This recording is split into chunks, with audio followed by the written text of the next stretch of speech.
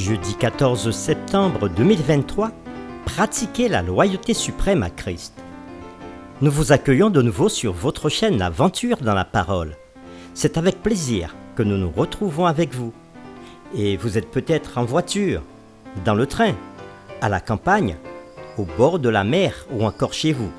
Mais quel que soit l'endroit où vous êtes, nous souhaitons que Dieu nous accorde espérance, grâce et sagesse dans la révélation de Christ dans le livre aux Éphésiens en ce jour.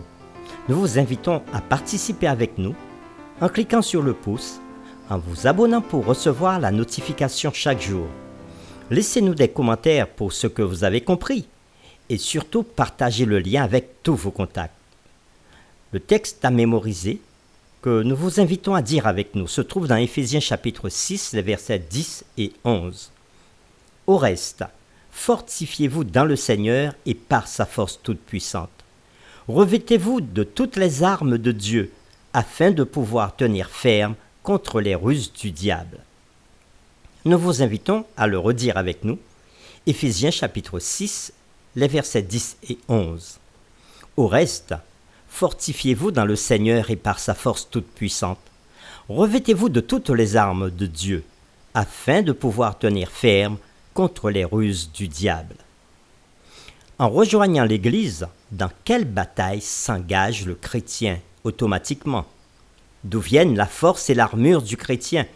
Et que doit-il faire dans cette bataille? Dieu a une armée qui se lève pour lui obéir. Dieu a une armée qui se lève pour le servir. Peuple de Dieu, lève tes mains pour l'adorer.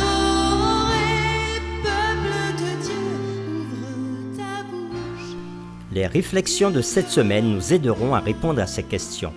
Et aujourd'hui, nous le ferons avec la séquence « Lutter contre les puissances maléfiques ». Lisons Éphésiens chapitre 1er, le verset 21, Éphésiens chapitre 3, le verset 10 et Éphésiens chapitre 6, les versets 10 à 20. Et nous répondrons à la question suivante. Selon vous, quel est le but de Paul en énumérant une variété de titres pour les puissances spirituelles maléfiques décrites dans ces textes? Éphésiens 1, verset 21.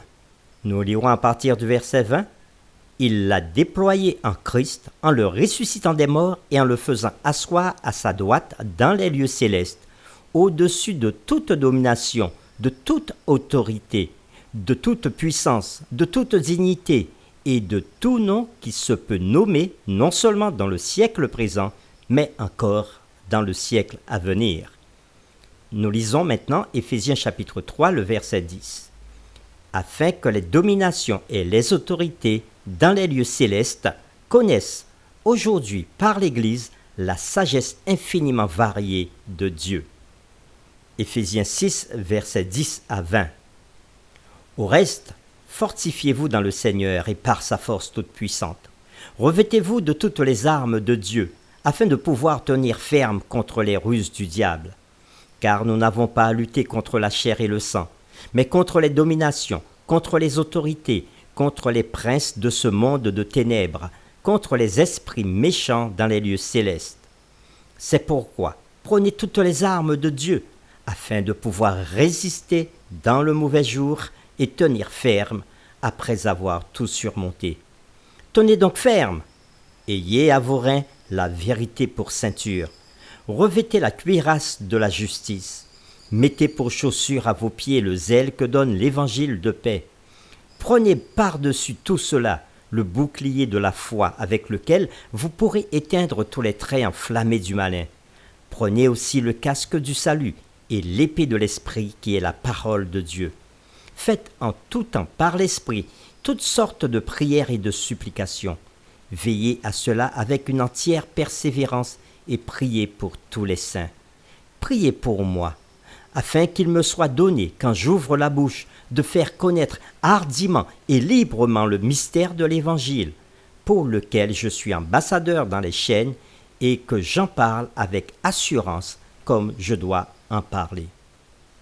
Après lecture de Éphésiens chapitre 1 verset 21, Éphésiens chapitre 3 verset 10 et Éphésiens chapitre 6 verset 10 à 20, répondons à la question suivante.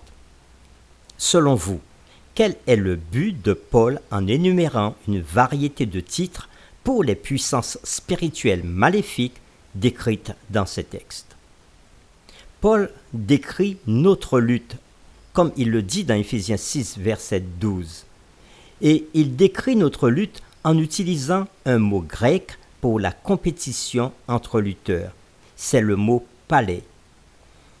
Étant donné que la lutte était considérée comme une excellente préparation au combat, il s'agit d'une description appropriée du combat arme contre arme et corps à corps qui a lieu lorsque les armées s'affrontent. Paul met l'accent sur la réalité de la lutte serrée des croyants contre les puissances maléfiques. Voici les titres qu'il leur donne. Dans Éphésiens chapitre 1er verset 21, Paul parlera de toute domination, toute autorité, toute puissance et toute dignité et de tout nom qui se peut nommer.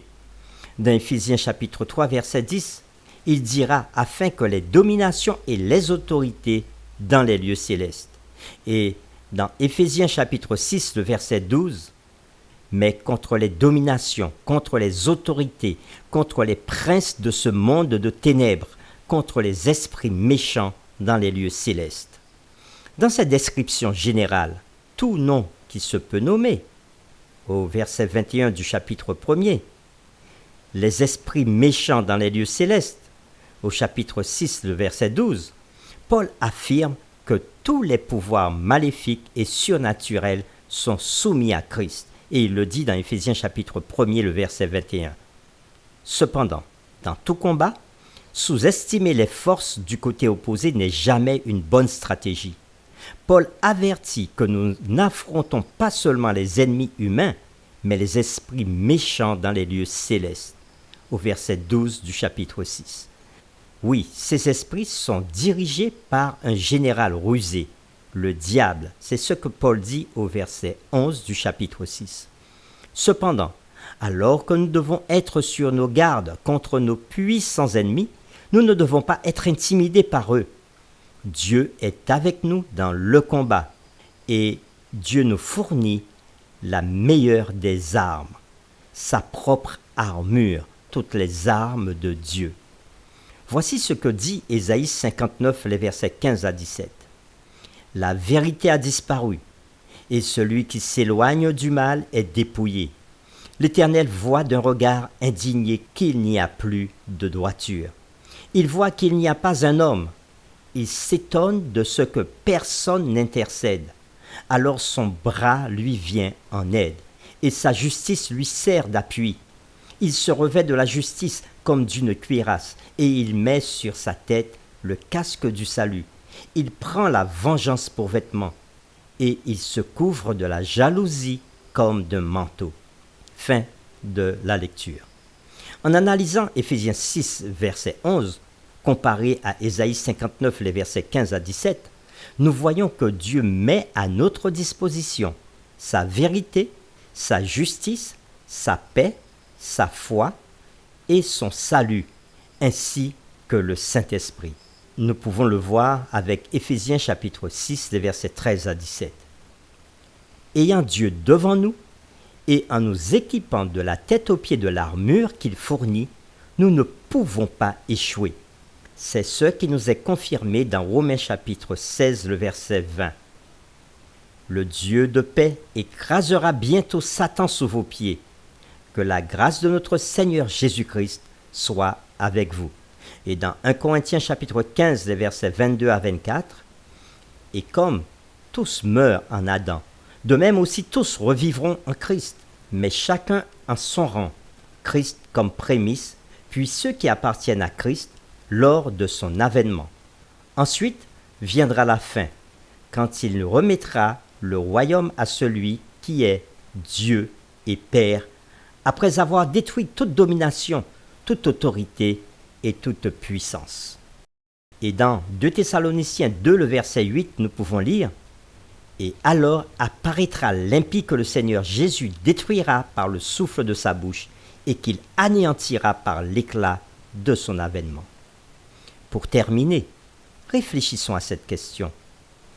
Que devrait nous enseigner la réalité de ces puissances maléfiques surnaturelles contre lesquelles nous-mêmes nous sommes totalement impuissants, sur les raisons pour lesquelles nous devons saisir le Seigneur Jésus qui non seulement est plus grand que ces puissances, mais aussi les a déjà vaincus. Prions ensemble. Dieu notre Père, tu es le Dieu conquérant, victorieux, libérateur, prévenant. À toi la gloire et l'honneur dès maintenant et à jamais. Tu nous as enseigné en ce jour que sur le champ de bataille de nos vies, nous n'affrontons pas seulement les ennemis humains, mais des dominations, des autorités, des princes de ce monde de ténèbres, des esprits méchants dans les lieux célestes. Ils sont dirigés par un général rusé, le diable. Cependant, alors que nous devons être sur nos gardes contre ces puissants ennemis, tu nous assures que nous ne devons pas être intimidés par eux. Notre Père, tu es avec nous dans le combat et tu nous fournis la meilleure des armures, ta propre armure. Tu mets à notre disposition ta vérité, ta justice, ta paix, ta foi, ton salut, ainsi que le Saint-Esprit qui intercède pour nous quand nous prions.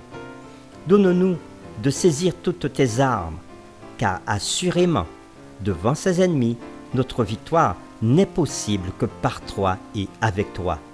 Tu combats et tu remportes toute victoire pour nous, par le sang précieux de Christ versé déjà pour chacun de nous. Victoire sur toute la puissance de ses ennemis. C'est au nom de Jésus que nous nous réclamons et que nous proclamons la victoire. Lui, notre Seigneur, qui est élevé au-dessus de tout. Amen.